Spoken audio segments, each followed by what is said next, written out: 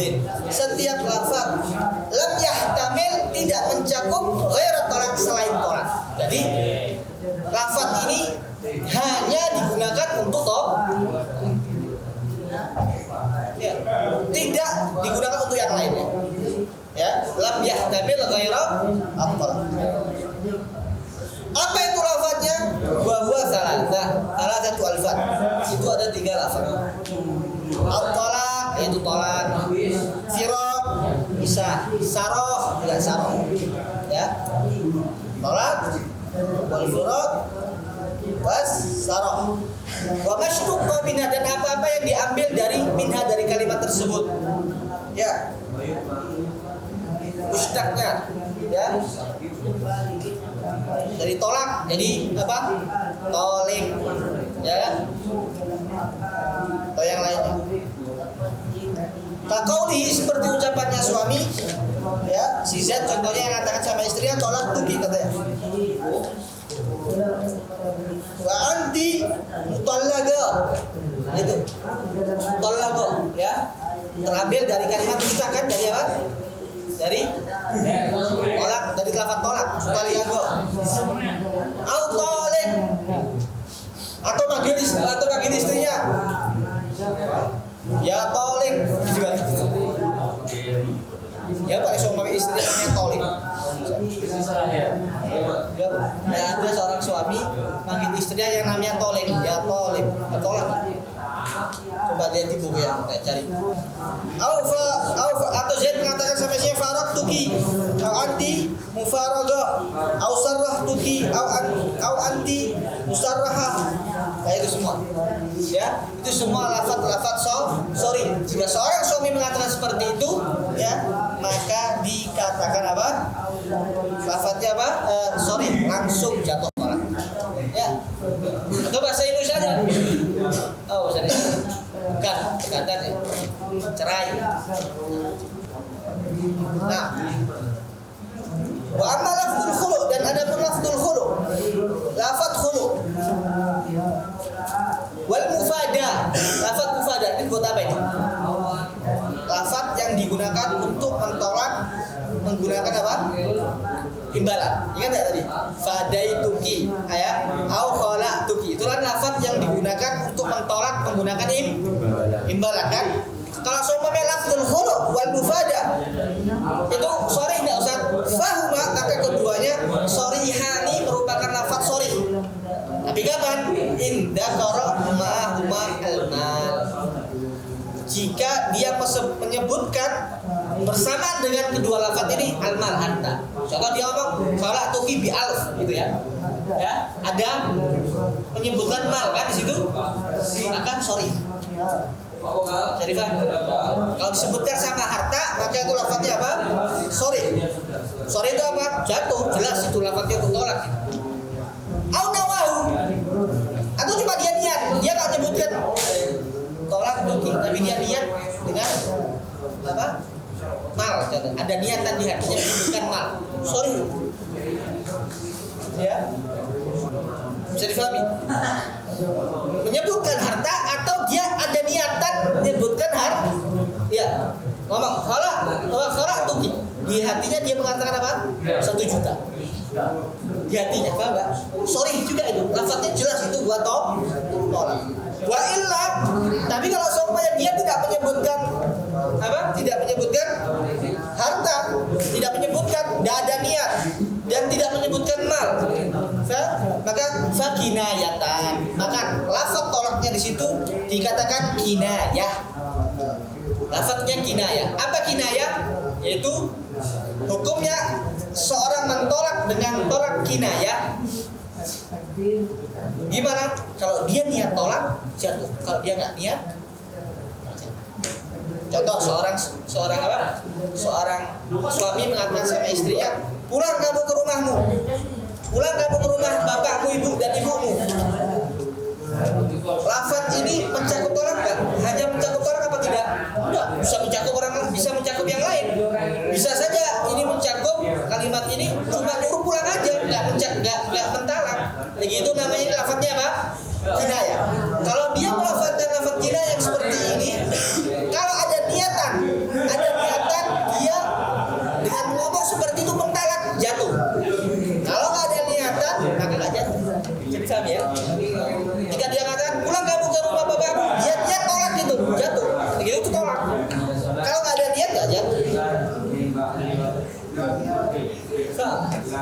Jadi fahami?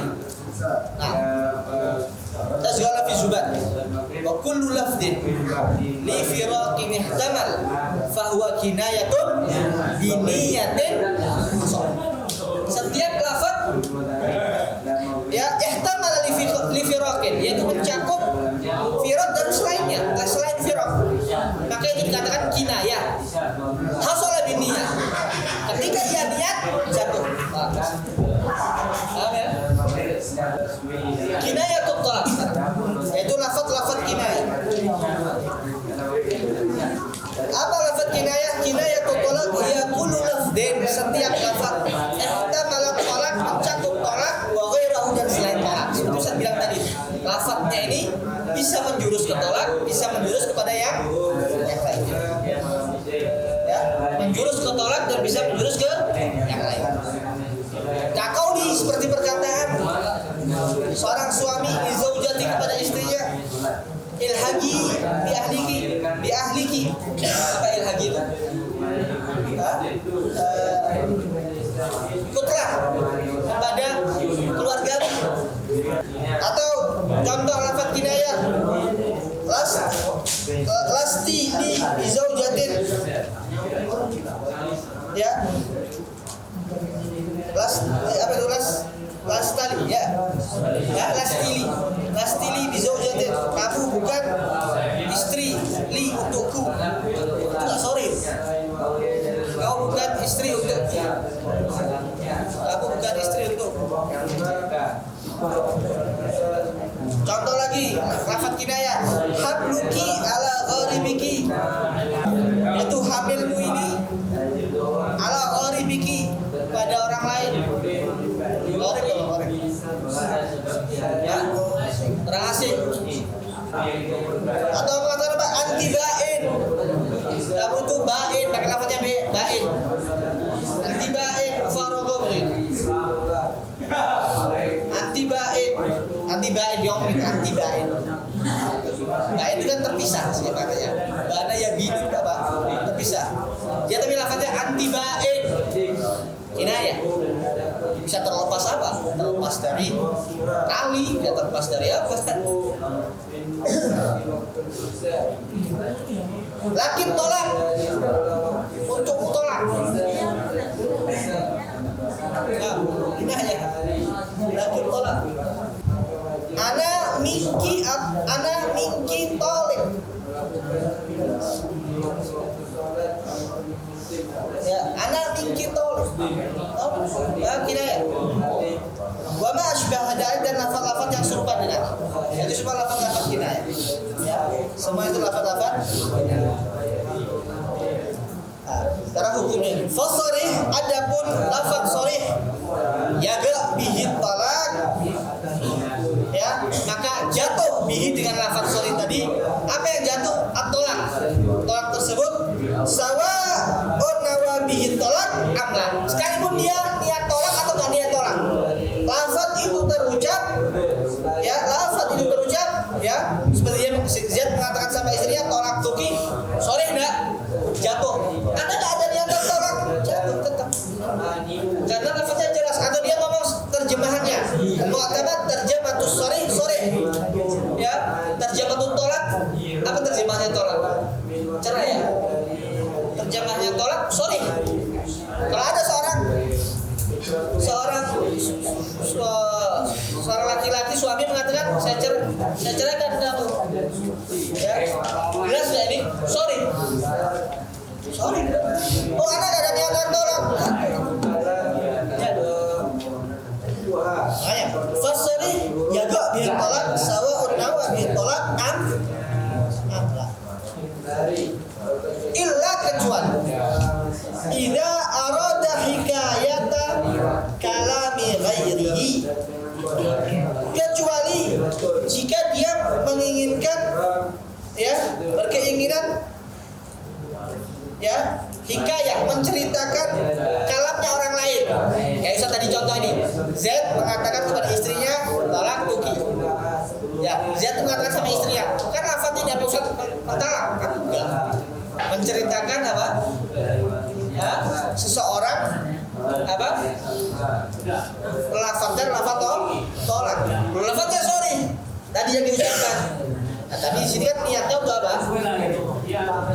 menceritakan kalamnya orang lain.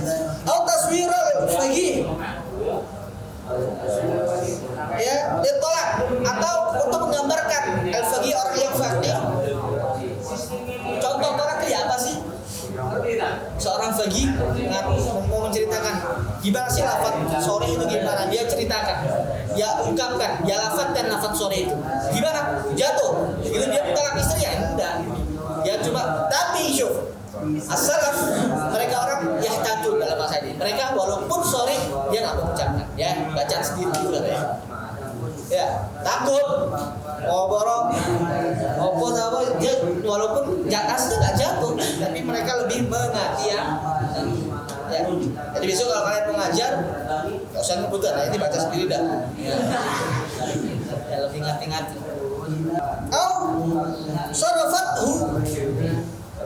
Atau sarafatu dipalingkan qarinah, ada qarinah, oh iya, ada suatu qarinah yang kuat di situ sehingga ketika dia melafadzkan lafaz sore tadi itu, ya, penjurusnya bukan di situ. Contohnya gimana? Kan gambarannya kan musago ya sini ya. Muwasago.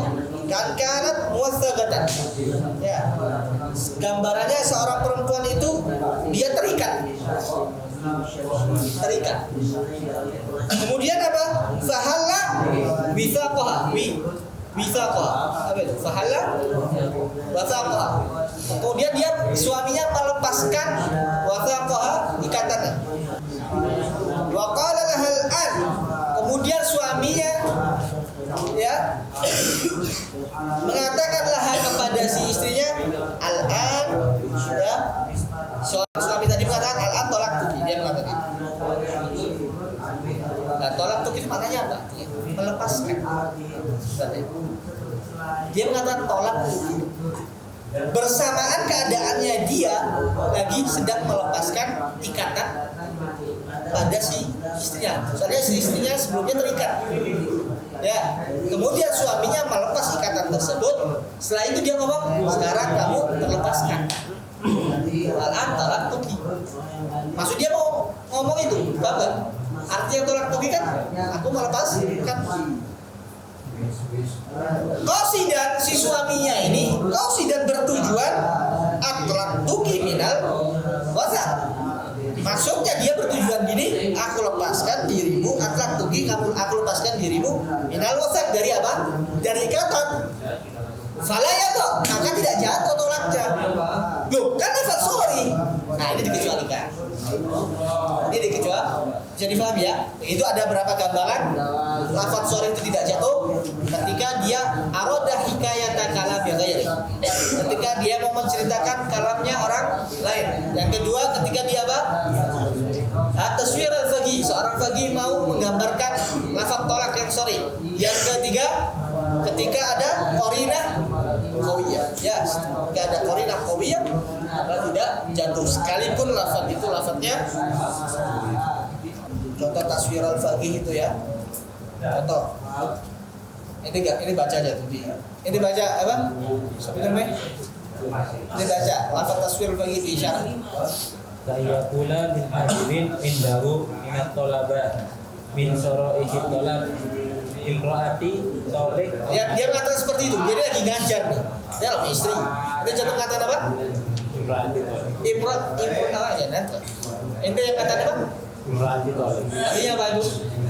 Artinya apa? Kan. Dia ngomong seperti itu. Niatnya apa?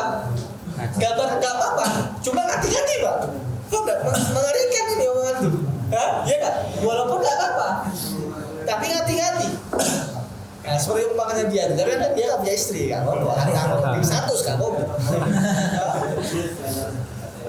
Walaupun nggak apa-apa, tapi kalian hati-hati. Ketika mau menggambarkan gitu, ojo. Suruh muridmu sih dorong jual, nah suruh ngomong. Ya, suruh lihat contohnya gimana. Jika sudah paham, ngapain dijelaskan lagi ya? Harus kan. Nah, terus wamal kinayah, dan adapun lafaz kinayah yang tadi Ustaz bilang, lafaz kinayah. Apa lafaz kinayah? Kullu lafdhin ihtamala talaq wa ghairahu, yaitu setiap lafaz yang mencakup tolak dan selain tolak. Seperti apa? Pulang kamu ke rumah ayahmu, dia mengatakan seperti itu. Ya. Pulang kamu ke rumah ayah. Bisa di situ maksudnya dari kalimat itu niatan tolak atau niat yang lainnya. Ya, bukan niat tolak, cuma nyuruh pulang aja. Nah, kalau seperti ini ada seorang suami mengucapkan seperti ini, gimana? Fala yago, maka tidak jatuh biha dengan lafaz kinayah. Apa yang tidak jatuh? Tolak. Tolaknya enggak jatuh. Enggak jatuh tolaknya. Illa kecuali innawahu, kalau dia niatan tolak. Dia ketika melafazkan lafaz itu ada niatan tolak, jatuh lafaz. Makanya Syekh Zubat katakan wa kullu lafdhin li firaqin ihtamal fa huwa kinayatun bi niyatin asal. Kullu lafdhin li firaqin ihtamal fa huwa kinayatun bi niyatin asal. Nah, tadi ketika lafaz kinayah itu bisa jatuh ketika apa? Pertanyaannya Ustaz, apakah niat itu harus ada di semua lafaz tadi itu atau cuma fi juz'in minal lafaz? Pokoknya ada niat. Mau di awalnya boleh, mau di akhirnya boleh, atau di tengahnya boleh. Apa harus di awal lafaz sampai akhir niat itu harus ada? Sama maksudnya Ustaz? Kenapa? Nah, Syekh Ibn Hajar wa Ramli wal Khatib ya ittafaqa atau ittafagu, mereka bersepakat keduanya ini Ibn Hajar wa Ramli wal Khatib, keduanya buat semua bersepakat cukup ya, cukup niat itu ya, mau ada di awalnya boleh, mau ada di pertengahannya boleh, mau di akhirnya juga boleh. Tidak harus fi jami'il alfa, tidak harus. Mau di awalnya boleh, mau di akhirnya boleh. Ketika dia mengatakan kamu pulang ke rumah orang tua, ketika orang tahu baru ada niatnya seperti itu. Pandai. Gak harus ketika dia mengucapkan kalimat yang pertama apa? Harus ada apa? Niatkan. Tapi di kitab ya fil minhaj mengatakan harus di jamil alfaz. Tapi enggak, al-mu'tamad cukup. Al-mu'tamad cukup ya, mau di awalnya boleh, mau di akhirnya boleh. Ya, itu masalah niat. Lafdh li firaqin ihtamal fa huwa kinayatun bi niyatin. Allah a'lam.